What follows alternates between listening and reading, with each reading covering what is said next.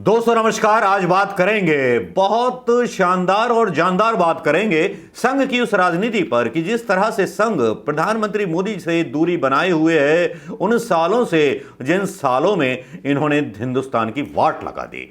और वाट इसलिए भी लगा दी कि दोस्तों का भला जो करना था। इसी चक्कर में संघ नाराज है प्रधानमंत्री मोदी से। मैंने ऐसी कुछ आशंका आपके सामने व्यक्त की थी और वो आशंका निर्मूल नहीं थी। वो आशंका कुछ हद तक सही थी।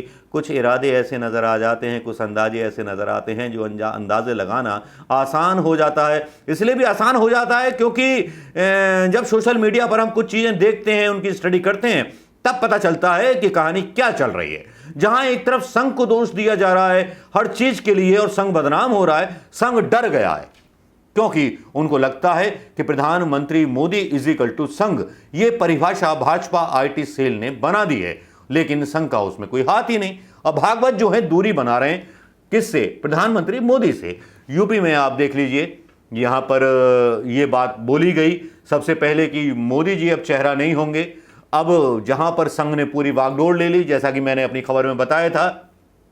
अब यहां एक बड़ी आरएनडी करने के बाद ऐसी सनसनीखेज खबर पता चली कि अगर मैं आपको बता दूंगा और भारतीय जनता पार्टी के समर्थकों के तो पेट के लोटे लग जाएंगे, मेट्रोजिल टैबलेट खानी पड़ेगी, दस्त छूट जाएंगे, लूज मोशन छूट जाएंगे, क्योंकि ये खुलासा, ये राज किसी ने ना खोला होगा। और ये राज इसलिए भी खोलना बहुत जरूरी है क्योंकि जब राज खुलता है तभी तो पर्दा उठता है सत्ता के उन गलियारों से जिनमें सत्ता नंगी नाचती है, जहां मीडिया घुंघरू पहन करके नंगा नाच करती है।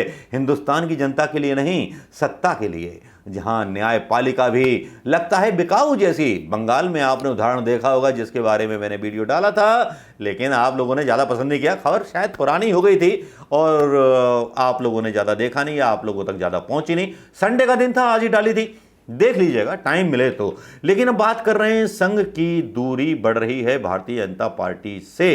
अब मैं इसके बारे में एक बात ये कह सकता हूं, ये न्यूज डाली गई है दैनिक भास्कर के द्वारा काफी आरएनडी करने के बाद, और ऐसा सनसनीखेज इसमें खुलासा हुआ है जिसमें दावा किया गया है कि संघ प्रमुख समेत आरएसएस की टॉप लीडरशिप के 6 लोग ट्विटर पर हैं, सोशल मीडिया पर हैं, एक इंटेलेक्चुअल मीडिया पर हैं, जिस मीडिया को बैन करने की बात की जा रही है, जिसके बारे में रविशंकर प्रसाद दावा करते रहते हैं कि हमारे हिसाब से चलना पड़ेगा। अमेरिका के लोगों को भी हड़का देते हैं लोकतंत्र के नाम पर, बोलते हैं हमारे यहां न्यायपालिका स्वतंत्र है। मतलब झूठी झूठ जो बोलते हैं, बयान देते हैं, वो उसका उल्टा ही होता है। रविशंकर साहब, इतना झूठ बोलना ठीक नहीं है मालिक, वरना कभी पोल खुल गई तो हिसाब किताब खराब हो जाएगा। भाई संडे का मूड है, आप भी मेरी न्यूज़ देख करके थोड़ा सा एंजॉय कीजिएगा। आपको थोड़ा बहुत क्रिटिसाइज करने का मौका तो मिल रहा है, तो मिलना चाहिए ना, आपको भी थोड़ा सा लगना चाहिए कि लोकतंत्र है। आप बोलते हैं ना लोकतंत्र में सबका आवाज उठाने का हक है, तो मेरे ऊपर केस मत करना, क्योंकि रविशंकर साहब ये जो खबर है ना, ये भारतीय जनता पार्टी के पायों को और तख्तों को हिला देगी। अब खबर यह है इतनी आश्चर्यजनक, जिस पर आप भी विश्वास नहीं कर सकते, कि टॉप लीडरशिप के 6 लोग ट्विटर पर हैं, 5 लोग सिर्फ 32 लोगों को फॉलो करते हैं संघ के।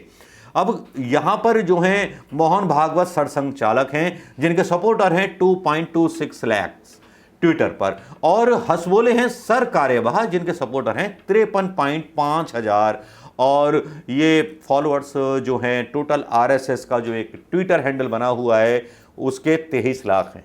हालांकि बीजेपी आईटी सेल काफी मुखर नजर आता है, लेकिन अभी तक आरएसएस के किसी भी ट्विटर हैंडल के द्वारा जो फेक न्यूज फैलाने का प्रोपेगेंडा चलाया जाता है बीजेपी आईटी सेल के द्वारा, आरएसएस के द्वारा अभी तक उसको फैलाया नहीं गया है। ये बड़ी आश्चर्यजनक बात है और ये आरएनडी की बात है।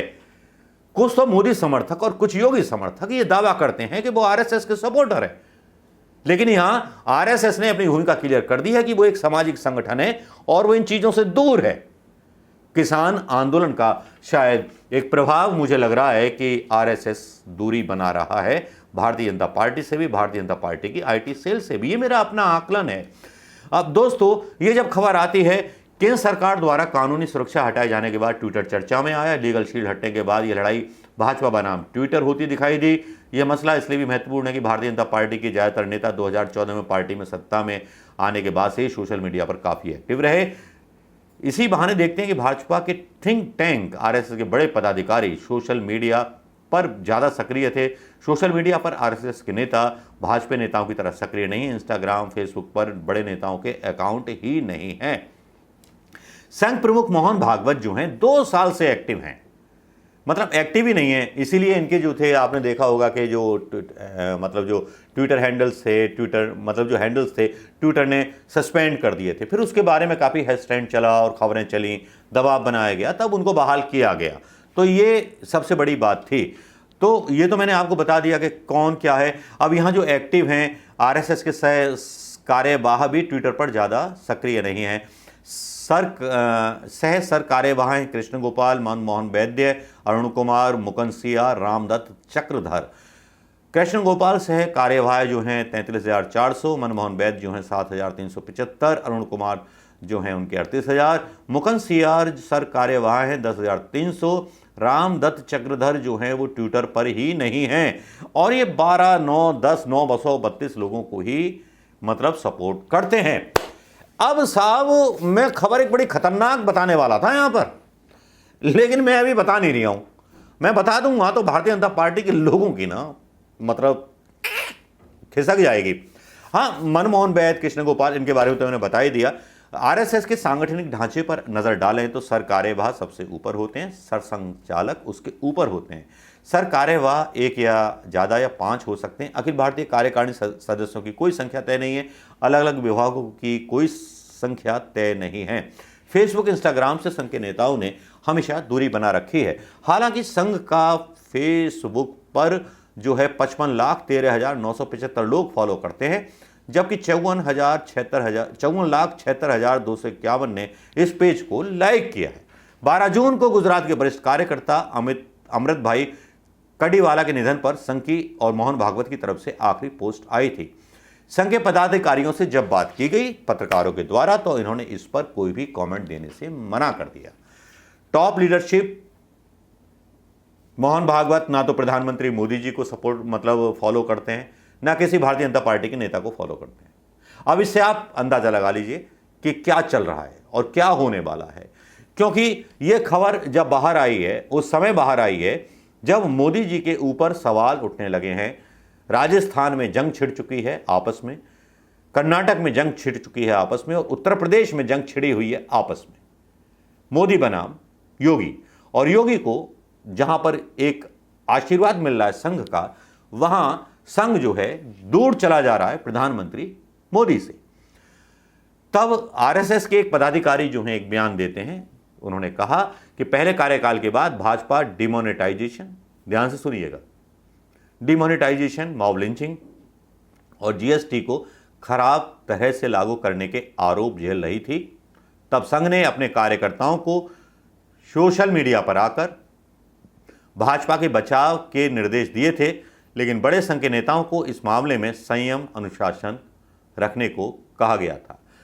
दिल्ली के संघ के पदाधिकारी राजीव तुली कहते हैं कि संघ गैर राजनीतिक संस्था है। आप सुनिए, गैर राजनीतिक संस्था है। हमारा मानना है कि सोशल मीडिया पर संवाद एक तरफा होता है। हमारे पास जनता से संपर्क का सीधा माध्यम शाखा है। 60,000 शाखाओं के जरिए हम सीधे जनता के मन की बात सुनते हैं, अपने मन की बात नहीं सुनाते।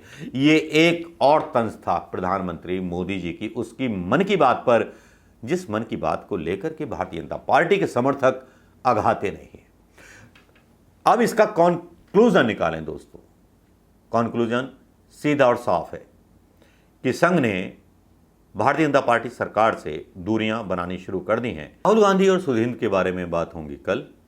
तब तक के लिए कीजिए इंतजार। राहुल गांधी और सुधींद्र कुलकर्णी का रिश्ता क्या था।